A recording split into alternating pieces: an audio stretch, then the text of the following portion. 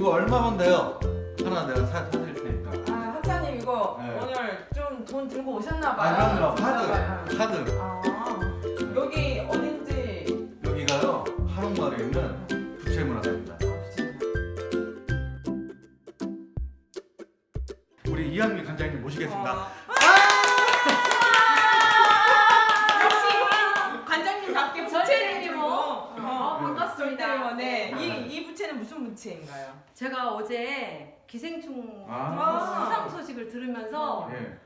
기생충보다 더 유명한 게 있는데 한국을 대표하는 이 한국의 어떤 한국적인 이미지를 담은 부채가 있는데 이걸 알려주고 싶다 이런 생각을 갑자기 했어요. 역시. 그러면 여기 우선 저희가 오자마자 지금 학자님이 뭐 골라만 다 책임져 줄게 한 이 부채들은 어떤 부채들인 거예요? 부채는 예전에 그 선비들이 많이 들고 다녔잖아요. 맞아요. 그래서 이렇게 접었다 폈다 하는 합축선이 있어요. 그리고 서민들이 주로 들고 다녔던 이렇게 단선 부채가 있어요. 방금 그래서 부채가 예전부터 이제 생활의 어떤 소품이자 귀족 문화의 산물이었으니까 어떻게 보면 부채라는 게 귀족 문화와 서민 문화가 모든 장르에 다 포함되어 있는 그런 생활 소품이라고 볼 수 있죠. 그 부채가 언제부터 사용됐는지 아세요? 학자님? 학자님 아세요? 학자님? 지난 여름부터 제가 사용했어요. 부채는 언제부터 사용했냐면요. 인간이 직립보행을 하던 그 시기부터 사용을 했어요.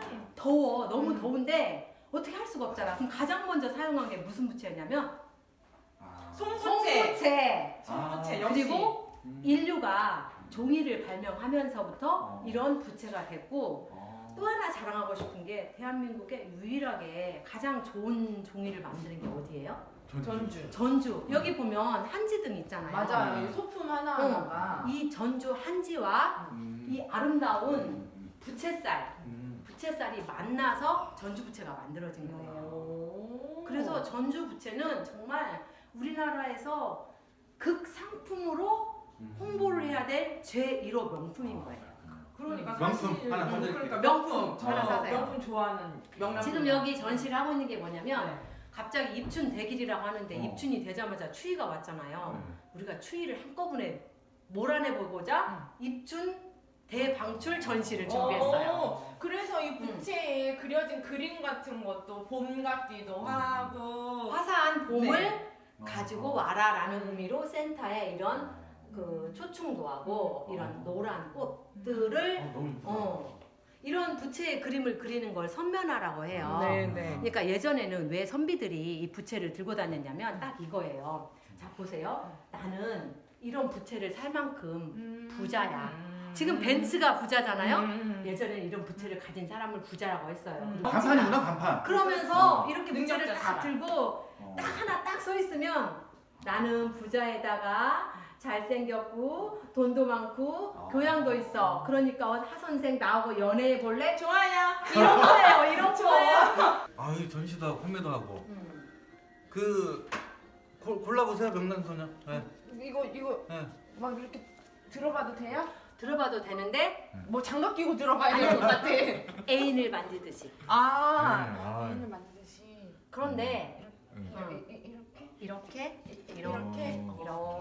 그런데 네네. 이 전주 부채가 왜 또 좋으냐면 배를 이어서 쓸 수 있어요. AS도 잘 되네. 그럼요. 아니 그만큼 이 전주 부채에 사용되는 이 부채살이 우리나라 사계가 뚜렷해가지고 부채살이 탄성이 좋아요. 저기 보시면 대나무 나오죠. 네네. 이 전주에서 한국에서 자라고 있는 대나무가 워낙 탄성이 좋아서 얘가 잘 찢어지지도 않고 낭창낭창하고 그러면서 이 한지의 그 내구성도 좋다 보니까 100년, 200년을 써도 상하지가 않아요. 그러면 여기서 부채 문화관 관장님으로서 부채를 고를 때 이런 걸 잘 보고 골라라. 이런 부채가 팁. 어떤 부채가 좋냐면 일단 합죽선은 이거 보면 이 마디 있잖아요. 이 마디수가 많은 게 좋아요. 그렇죠? 그러면 이렇게 한 마디, 두 마디, 세 마디, 네 마디 이렇게 쭉. 네, 그리고 이 부채를 딱 접어가지고 이렇게 딱 이렇게 해놨을 때 보시면 이렇게 해서 딱 펴놨을 때 얘가 너무 벌어지지 않아. 촘촘해야 돼. 촘촘해야 돼. 네. 그리고 이 부채살을 이렇게 딱 했을 때 그립감이라고 하죠. 앵기는 맛이 있는 거예요. 그런데 이 김 학자님이 지니고 있는 이 부채는 이거는 또 방화선 선생님 만든 부채로 알고 있어요. 지금. 제가 좀 방화 네, 선생님이 네. 만드신 부채인데 네. 이 패션 부채는 네, 그렇죠. 그러게요. 아까 패션의 완성은 부채라고 했잖아요. 핸드백에다가 쏙 녹아고 다니다가 아 너무 더워라 이렇게 하면 좀 그렇잖아.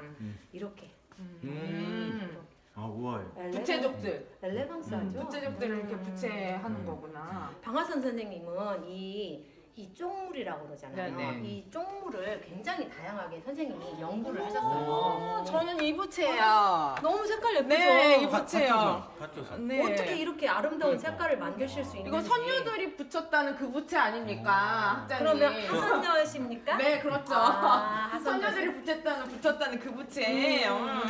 색깔을 이렇게 아름답게 내실 때까지 정말 많은 연구를 하셔요, 선생님께서. 그래서 이런 다양한 색깔들이 나오는 거죠.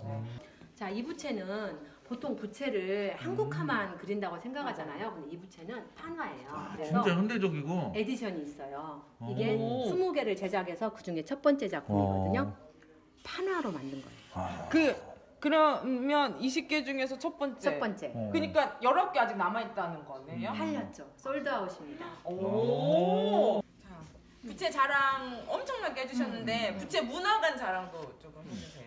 부채문화관이 2011년에 만들어졌어요. 맞아요. 그래서 사실은 선자청이 있던 도시가 전주하고 이제 경상도에 맞아요. 하나 이렇게 딱 두 개가 있었는데 전라가명이 없어지면서 그 선자청에 있던 자리가 사실은 없어졌잖아요. 네네. 그래서 그 부채에 대한 역사성, 그다음에 전주 부채에 대한 그 유의미성을 어디선가는 알려야 되겠다라는 취지하에 2011년에 만들어졌거든요. 그래서 전주 부채문화관에서는 뭘 하고 있냐면 네.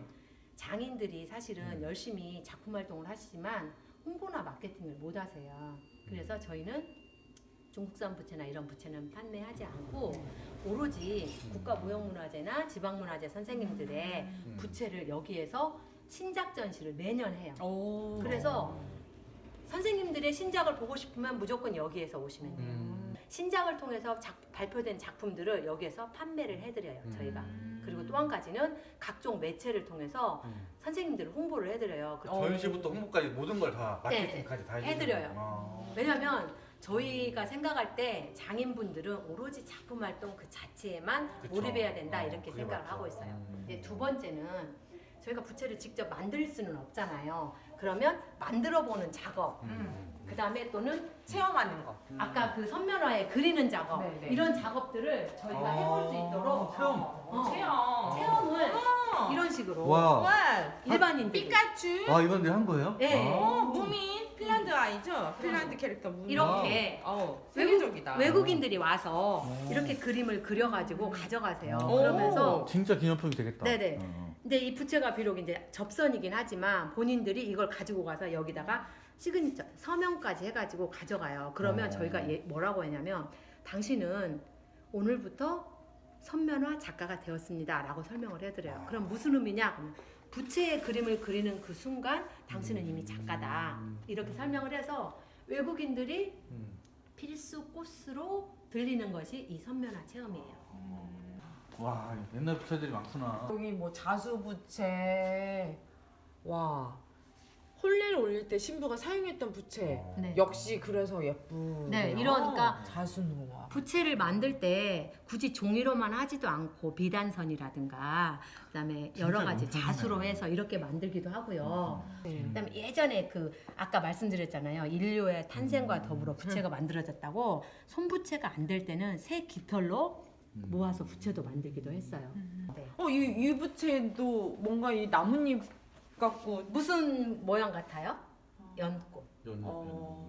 그러니까 이제 부채를 만들면서 실생활에 사용되는 소품만으로도 만족을 못 하시는 거예요, 장인들이. 그래서 이제 여러 가지 모양으로 만들다 보니까 이제 여름 되면 창포물에 머릿감으로 갖다가 연꽃이 너무 예쁘니까 연잎 모양으로 해서 연화선을 만드신 거예요. 연화선. 이거 연화선이라고 그래요. 되게 예쁘죠? 네. 그러면은 관장님 여기는 그냥 어느 때나 오면 다 이렇게 문 열려 있어요? 저희가 이렇게 마음껏 구경할 수 있어요? 전주 부채문화관은 월요일을 빼고는 1년 365일 설날에도 추석에도? 추석날에도 열려 있습니다. 크리스마스도? 물론 열려 있습니다. 아. 기도하시고 부채 보러 오시면 됩니다. 알겠습니다. 아, 그렇구나. 세배하시고 아. 부채 만들어 오시면 됩니다. 성묘하고 네, 부채 만들어 오시면 됩니다. 그렇구나. 네, 그렇습니다. 관장님 오늘 어떻게 부채문화관에 대해서 명랑소녀인 저와 김 학장님의 이 또 각박한 해박한 지식이 어우러져서 저 각박해요. 네, 수준에 맞춰서 소개를 해주셨는데 어떻게 부족하지 않으셨나요? 아니요, 충분히 설명을 했다고 생각하고 백문이 불여일견이잖아요. 음. 와서 직접 보셔야 돼요. 그 부채문화관 관장님으로서 마지막으로 좀 하고 싶은 이야기 뭐 여러 가지 것들 있다면은 부채를 만드시는 분들이 생계로 많이 줄어들고 계시거든요. 저희는 부채를 많이 사랑해 주셔서 그분들의 어떤 생업이나 이게 부채물을 만드는 그 혼들이 계속 후대에도 이어졌으면 좋겠어요. 그리고 저는 이것도 중요할 것 같아요. 이거를 보고 관장님처럼 나도 부채문화관 관장이 돼야 되겠다 이런 꿈을 갖는 젊은 사람들이 많아지는 것도 중요할 것 같아요. 부채를 만드는 거, 부채를 사랑하는 거, 그리고 부채를 사용해 주는 거.